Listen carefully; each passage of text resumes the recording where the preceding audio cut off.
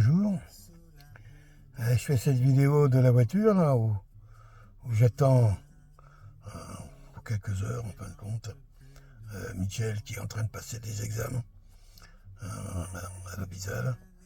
Rien de dramatique, hein. Mais ça prend du temps et je dois rester présent, enfin à disposition. Donc ouais, mais je suis installé dans ma voiture. Il neige, l'hiver est revenu. Depuis on passe, ça fait 3 semaines ici dans les Laurentides, dans le nord, où le printemps force un peu, essaie de se présenter, avec plus ou moins de réussite quand même, puisque je crois que les érabliers actuellement, les érablières sont en plein travail, alors que donc ça veut dire que les arbres se sont réveillés, sont sortis de leur somnolence hivernale, en espérant que le grand froid ne revienne pas, parce qu'ils annoncent quand même des -10, -15, hein. On verra. Le risque, c'est que les arbres se blessent grave, parce que là, vont se remplir d'eau. Et la particularité, c'est que l'eau, ça gèle. Donc un bois qui est plein d'eau, quand ça gèle, fort, fort, fort, il arrive à un moment que ça peut geler même dans l'arbre. Et l'arbre éclate, les branches éclatent. C'est particulier, voilà, les printemps et les hivers qui se confondent. Et pourtant, aujourd'hui, c'est le jour du printemps. Enfin, demain, à partir de demain. Et je crois que voilà, demain, c'est les équinoxes. Et puis, je crois qu'il y a comment on appelle ça, quand le soleil disparaît, là, une éclipse, là. Je crois qu'il va y avoir une éclipse demain, je crois.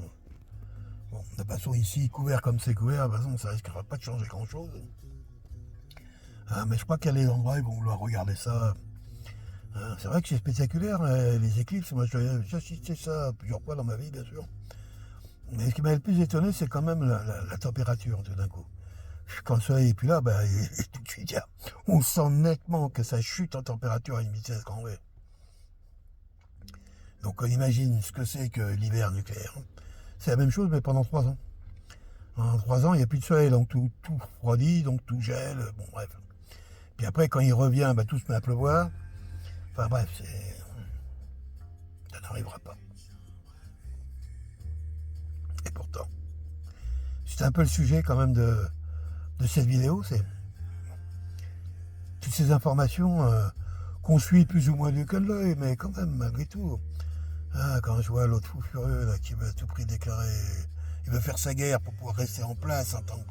C'est honteux qu'on voit les gens, les intérêts qui les motivent à jouer avec la vie des autres.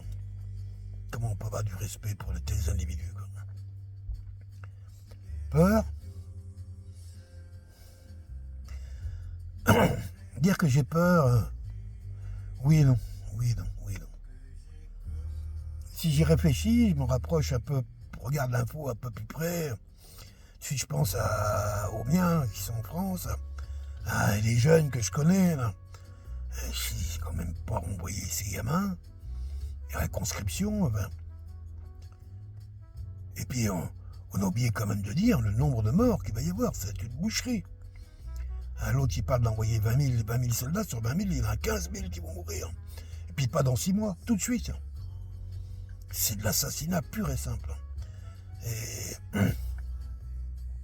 comment les militaires peuvent soutenir un bonhomme pareil? Oui, la notion de l'ordre, mais pas oublier quand tu es militaire, ta mission, c'est pas de défendre le président, c'est de défendre la nation, ça n'a rien à voir. Laisse faire la police pour ça. La police, elle, c'est de défendre les intérêts des personnes. Mais l'armée, non. L'armée, c'est de défendre la nation. La nation, c'est le peuple. La nation, c'est le peuple. Et non pas comme disait l'autre voyou de 68, que la nation, c'était l'expression des minorités. Certes, mais qu'ils n'agissent pas contre la majorité. Bien comprendre ça. Alors je vais faire cette vidéo sur est-ce que j'ai peur? Est-ce que t'as peur? Peur de quoi? Peur de mourir? Peut-être. Il y a quelque chose en moi qui me dit je suis pas prêt. Je suis pas prêt à... Si je venais à mourir là maintenant et que j'en prendrais conscience, je pense que je suis pas prêt. Il y a un autre aspect en moi qui me dit mais si c'est prêt. Bien sûr, tu peux, comment dirais, t'abandonner en ta foi, en ta vraie foi, ta foi profonde, Pas celle qu'on t'a racontée à travers les religions. La vraie foi. Celle que moi j'appelle la vivante vie. Éternelle, certes. Et nous faisons partie d'un mouvement éternel. Un peu comme certains peuples se retrouvent éternels à travers leur peuple. Moi, je me retrouve éternel à travers la vie. La vivante vie. C'est elle qui porte cette éternité pour moi. Pour toi. Pour nous. Et quand j'aurai déposé mon corps, ce corps physique que Terre-Mère m'a prêté, la Terre, ma planète, elle m'a prêté, peu importe, on s'est entendu harmonieusement, je vais lui rendre.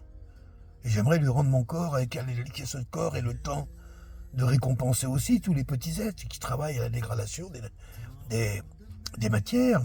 J'aimerais pouvoir me dégrader, que ce corps se dégrade doucement dans la terre et soit nourrisse celle-ci comme celle-ci m'a nourri. J'aimerais ça. Et que mon âme rejoigne le plan des âmes et se dissolve au milieu d'une immensité de potentiel qui permettra peut-être à d'autres êtres de porter en eux-mêmes l'expression même de ma nature. Oui, quand je pense à la vie vivante, je me sens éternel. Par contre, quand je pense à la vie qu'on nous propose, cette vie numérique, cette vie mise dans une petite boîte en verre, avec des boutons, c'est horrible. Et c'est pour ça qu'ils sont obligés de nous mettre plein de vies là-dedans.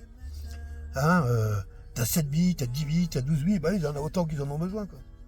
Parce qu'il n'y en a pas du tout, on va dire. À un endroit où il y a plein de vies, il n'y a pas de vie. La vivante vie, c'est la vie. C'est l'éternité. C'est, je dirais, la vivante vie, c'est l'ensemble du vivant. Tous les vivants possibles et inimaginables. Et imaginez d'ailleurs. La vivante vie, c'est au-delà des religions. Les religions, plus ou moins... Bon, on sait que celle de l'ancien livre, en gros, c'est le judaïsme, la chrétienté à travers le catholicisme et le protestantisme, la religion musulmane. Toutes ces religions sont quand même des religions qui veulent à tout prix expliquer au monde que eux savent et pas les autres. Ce sont des religions impérialistes. Et c'est bien pour ça qu'elles sont visées un petit peu contre les élites de ce monde, parce qu'elles veulent à tout prix prendre leur place. Eux, ils veulent être les empereurs à la place de Jésus, à la place de Dieu, à la place de Mahomet, à la place... Il y en a qui veulent prendre leur place. Mais dans l'autre monde, souvent, Baphomet, Satan, tout ça. Oui, il y a des gens qui travaillent à ça tous les jours, dont notre président, entre autres. Macron, bien sûr. J'ai vu une vidéo de lui, de son mariage avec Jean-Michel Trogneux, alias Brigitte.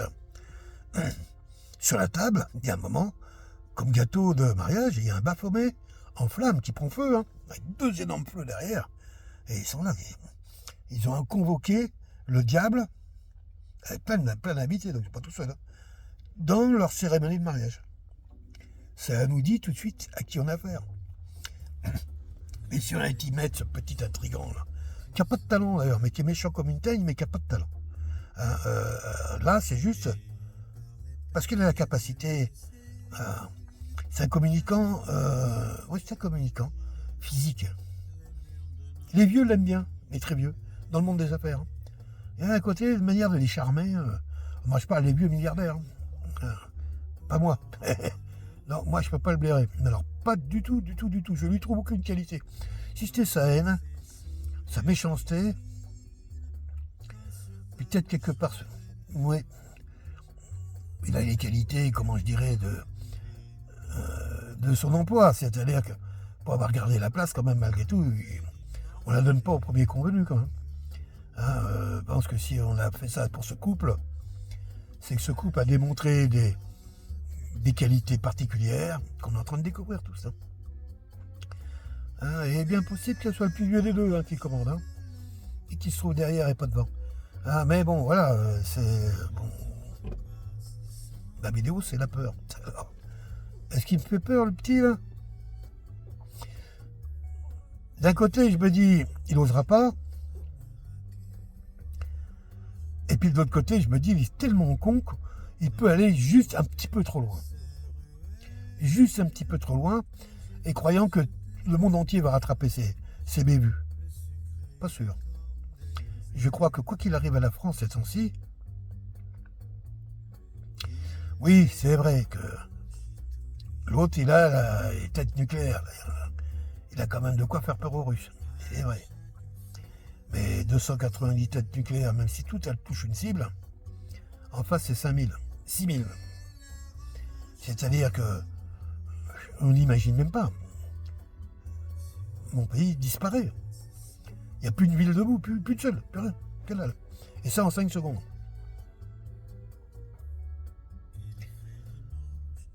Il n'y a pas un bunker, il va quand même pas. Alors, ma peur, est-ce que c'est ça, de réfléchir à ça? Je sais pas si c'est de la peur. C'est de l'excitation. Hein, on n'a jamais cru que tout d'un coup, quand même, malgré tout, une fois de plus encore, c'est en Europe que va se déclencher la Troisième Guerre mondiale. On a vu la première, on a vu la boucherie que ça représentait, mais c'était pas assez. La boucherie n'était pas assez grande. Pof, on a refait une deuxième. Alors là, hyper massacre. La guerre où on a donné des hommes, de la matière humaine à manger à les machines. C'est ça la Deuxième Guerre mondiale. 100 millions de morts. Et puis là, la troisième. On ne dit pas mondiale, bah si elle est déjà mondiale. On voit bien qu'il y a deux camps qui s'opposent, c'est tout net. Hein. Et que c'est bien engagé militairement, hein, voilà. On voit dans l'océan Indien, Pacifique, bon bref.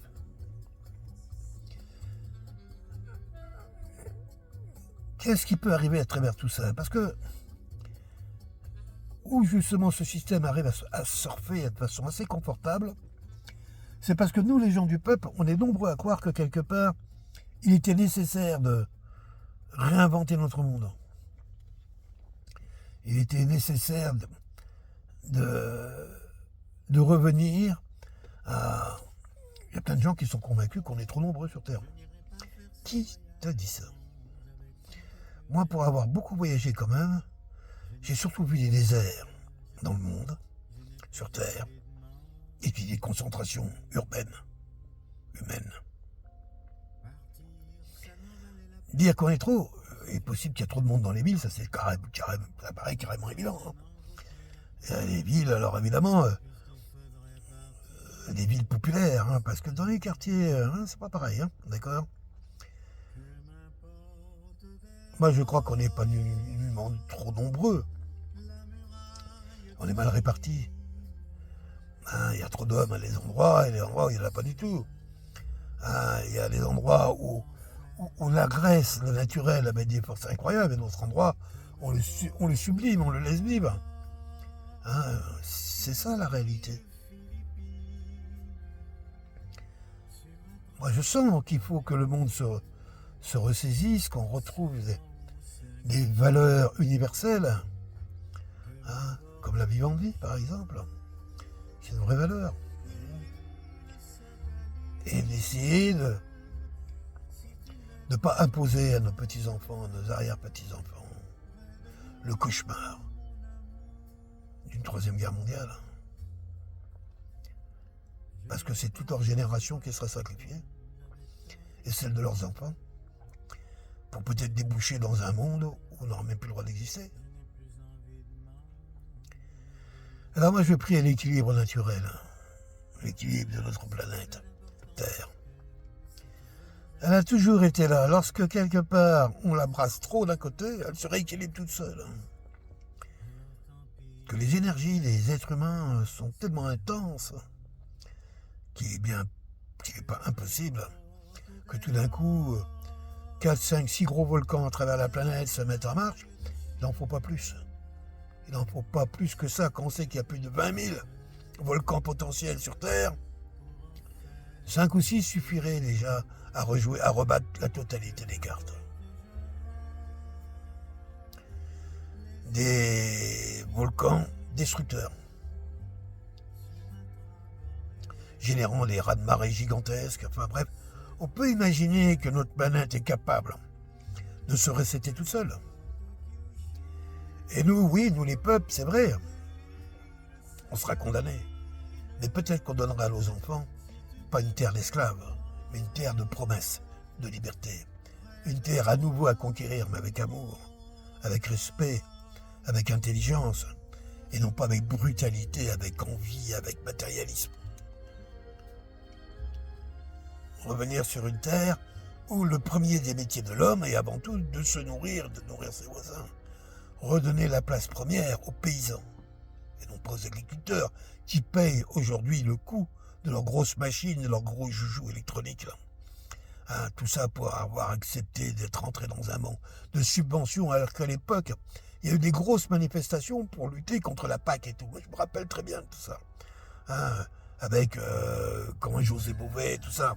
Qui lui il est parti se planquer au chaud là, en tant que député européen, il bouge plus là maintenant. Ah, oui, ça on a compris. Hein, dommage, j'avais voté pour lui une fois dans ma vie. Hein, bon, bref, c'est ainsi. Oui, moi je vois une terre paysanne. Une planète où, à l'école, est enseignée dès tout petit la méditation. Est enseignée tout petit la télépathie. Est enseignée tout petit la télékinésie. Sont enseignées les valeurs du vivant, les valeurs de notre nature humaine. Imaginons une civilisation où nos enfants, peut-être que quelque part on ressemblerait au Néandertal, peut-être que notre monde ne sera plus avec Internet et tout le bazar et compagnie, c'est bien possible. Mais peut-être que l'homme sera heureux, en harmonie avec son environnement, en paix, co-créateur de l'amour et de la beauté, notre mission première sur Terre. Nous sommes les témoins de ça. Et lorsque nous refusons d'en être les témoins, c'est Baphomet qui arrive. À grands coups de violence, de mensonge, d'hypocrisie, de vanité, de promesses insensées, bien corrompre, bien séduire, bien punir. Celles et ceux qui sont sur son chemin. Je rêve d'une planète où les gens de la montagne sont à la montagne, où les gens de la forêt sont à la forêt, les gens de la mer sont à la mer. Où que chacun trouve sa vraie place naturelle. Sa place du vivant, sa place de la vivante vie, sa place divine. Ou à droite du Seigneur, moi j'entends pas ce genre de choses. J'ai rien contre eux. Si à partir du moment où ça vous porte votre foi, tant mieux, parce qu'aujourd'hui vous n'avez pas peur. Et c'est vrai que la foi, c'est comme l'amour, ça protège de la peur. On est bien d'accord. Mais je fais confiance à l'arbre qui pousse. Je fais confiance à la grenouille qui croasse, tout comme au corbeau qui croasse. Je fais confiance aux vivants qui s'organisent sous nos yeux tous les jours et qui trouvent toujours des solutions à peu importe ce qui arrive autour, à son environnement. Tout le temps, la vivante vie, trouve son chemin, toujours. Elle ne disparaît pas, la vie, elle est là, intense, claire et pleine. Même si on veut nous la mettre dans un ordinateur, hein, qui restera ni plus ni moins que des objets, la vie, c'est toi, pleinement et entier. C'est toi, mais relié. Parce que toi tout seul, t'existes pas, ça n'existe pas, sois seul. La vie, c'est la reliance. La vie, c'est la co-créativité, c'est-à-dire cette capacité d'être avec son environnement, quel qu'il soit. Co-créativité. La co-créativité, c'est pas fabriquer des trucs. Pourquoi faudrait toujours faire des choses? Voir quelque chose, c'est déjà être co-créateur de la chose. Si tu l'as pas vu, la chose quelque part, pour toi, elle n'existe pas. Elle va exister au moment où tu la vois. C'est ça la co-création. C'est très quantique comme approche. Oui, j'ose espérer un vrai monde de co-créateurs. Un monde où l'être humain se montre dans ce qu'il a de plus beau et que j'ai rencontré X fois dans ma vie. Sa grandeur, sa beauté, sa générosité, son sens du respect, cette capacité à aimer, à danser, à chanter, à faire la fête.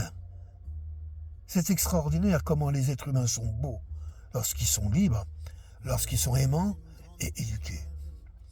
Éduqués par le cœur, éduqués par l'intelligence de la vivante vie. Et non pas éduqués par des écoles qui servent les intérêts de quelques industriels dont on s'en fout. Oui. Oui. Cette vie, elle existe, elle est là, tout simplement. Il suffit de la laisser aller. Aujourd'hui, ils veulent pas. Non, non, c'est pour eux, c'est les discours de barbares, comme je raconte, des trucs qu'ils veulent plus entendre parler de ça. Pour eux, peut-être, mais pour nous, non. Nous, c'est compétition pour les gamelles et identité numérique.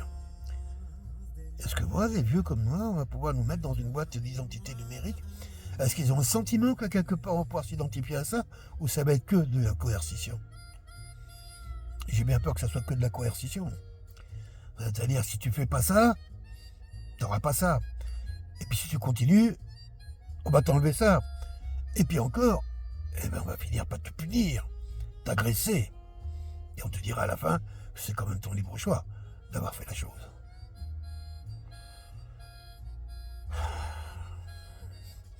Qu'il est moche ce pays, cette nation, ce monde, qui au nom de la sacro-sainte droit de voter, droit d'expression, de la démocratie, s'installe gentiment, violemment, dans la dictature la plus ignoble, la pire de toutes, la dictature de un contre tous.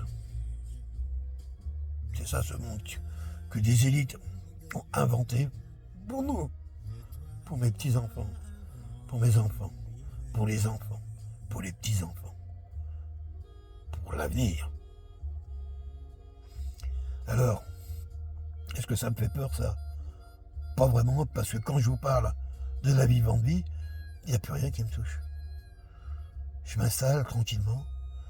Oui, je suis un peu comme tout le monde, j'aimerais pas qu'on me torture pendant des heures.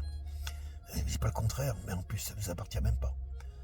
Peut-être que quelque part, le Christ, à un endroit, nous a montré, justement, qu'on pouvait rester libre, malgré toutes les menaces, toutes les difficultés, les horreurs que ton corps peut subir. Et pour ça, l'amour. L'amour, la vivante vie, la vie vivante et épanouie. Là est ma destination, là est mon regard, comme je disais toujours. Oui, mourir, d'accord, mais mourir vivant. J'y travaille. Au vivant de la vie, à la vivante vie. Et toi? Bye bye. Merci, je nous aime.